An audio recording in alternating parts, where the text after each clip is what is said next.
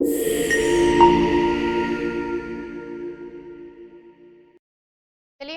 Next question की तरफ बढ़ते हैं। Question number 6, when non volatile and non electrolyte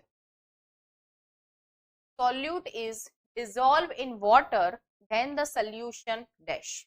क्या कहा है उन्होंने कि अगर वाटर में हम लोग नॉन इलेक्ट्रोलाइट या नॉन वॉलेटाइल सॉल्यूट को जब मिक्स करते हैं तो क्या होगा। देखिए ये क्या है, फंडा है। हमने दो कॉलिगेटिव प्रॉपर्टीज देखी, elevation in boiling point and depression in freezing point. ठीक है, जब हम non volatile non electrolyte solute को डिसॉल्व करते हैं वाटर में तो जो फाइनल सोल्यूशन बनता है उसका बॉइलिंग पॉइंट क्या होता है, इंक्रीज होता है, और फ्रीजिंग पॉइंट क्या होता है, डिक्रीज। चलिए ऑप्शन देखें, boils at lower temperature, no, boiling point तो क्या होगा, इंक्रीज होगा। Boils at higher temperature, yes, boiling point क्या होगा, इंक्रीज हो जाएगा। सोल्यूशन का बॉइलिंग पॉइंट क्या हो जाएगा, इंक्रीज। तो ऑप्शन नंबर क्या होगा, आंसर बी। ठीक है, थर्ड ऑप्शन देखते हैं क्या कह रहा है, just for knowledge, freezes at higher temperature, no, freezing point में क्या होगा, डिक्रीज होगा, that is also incorrect. Contains more vapour pressure, vapour pressure क्या होगा, डिक्रीज होता है। ठीक है, रिलेटिव लोअरिंग इन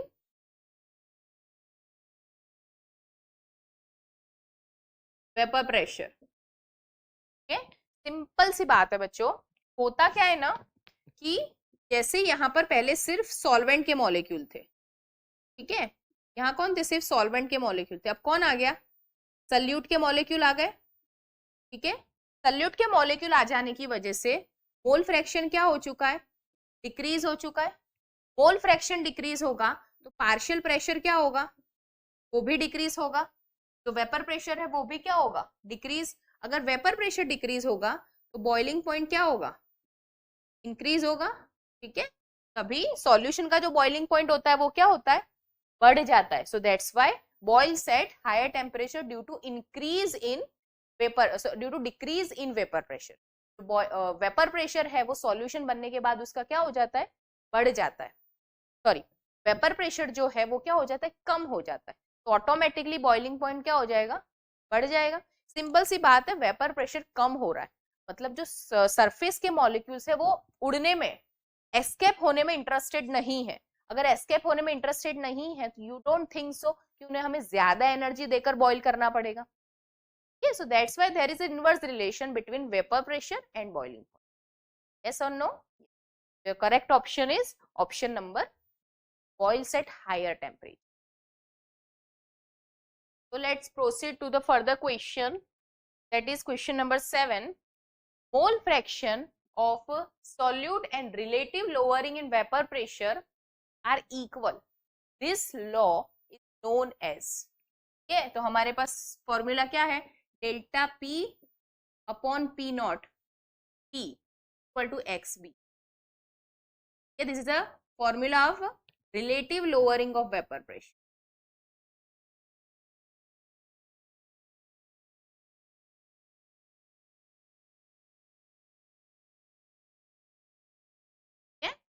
ये फॉर्मूला किसने दिया था, राउल्स ने। सो correct option is option number, क्या होता है ना, mole fraction of solute relative and relative lowering in vapour pressure are equal. ठीक है, तो ये किसने डिराइव किया था, राउल्स ने।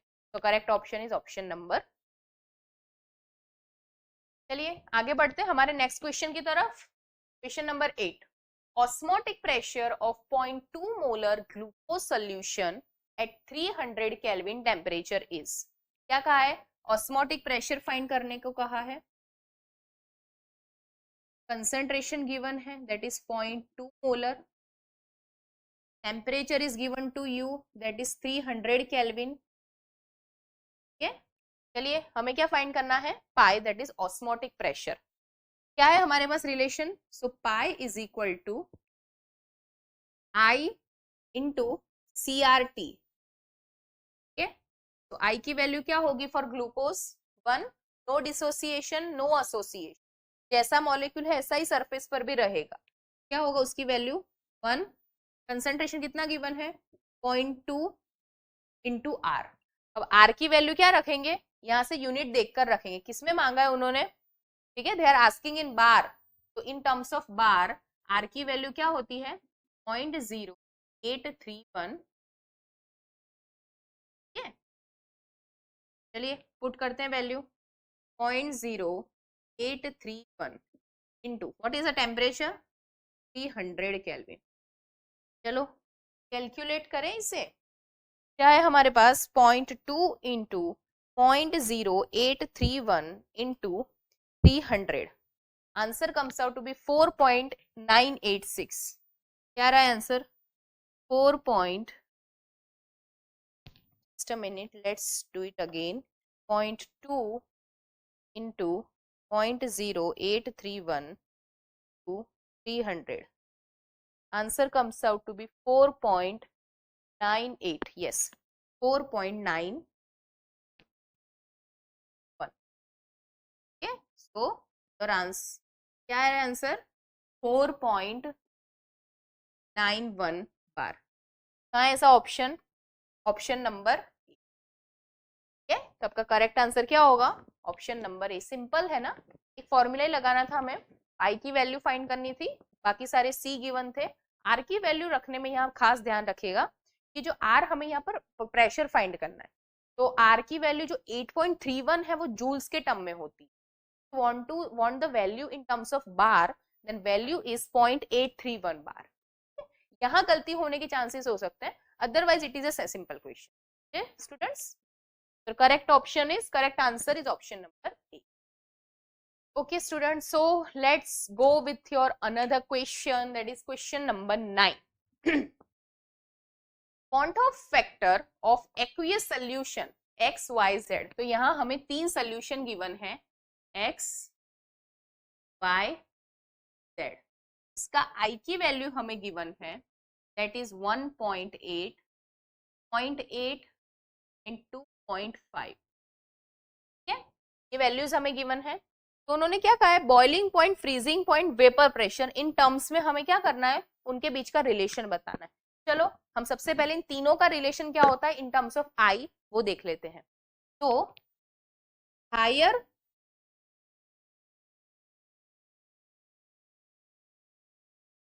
will be the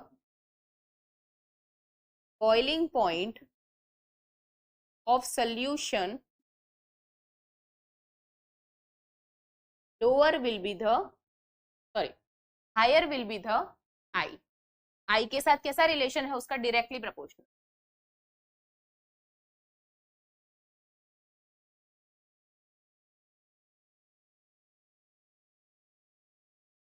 ठीक है, आई क्या होगा हाई होगा।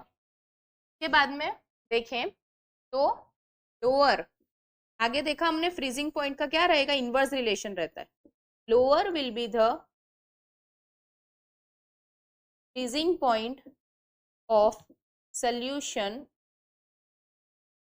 Higher will be the i क्या होगा हाई होगा, तो higher will be the i. ठीक है, वेपर प्रेशर के टर्म में देखें तो वो रिलेशन भी कैसा रहता है डायरेक्टली प्रोपोर्शनल, तो higher will be the boiling point vapour pressure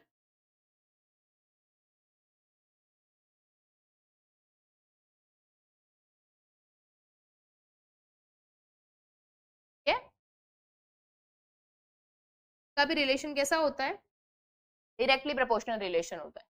ठीक है, चलिए तो हायर विल बी द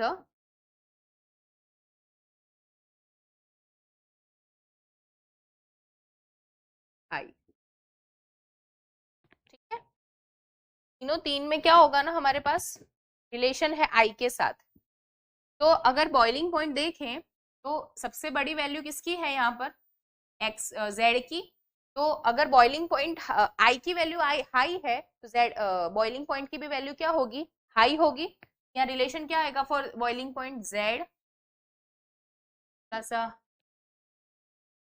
यहां देखते हैं option number A, z greater than y greater than z, sorry x।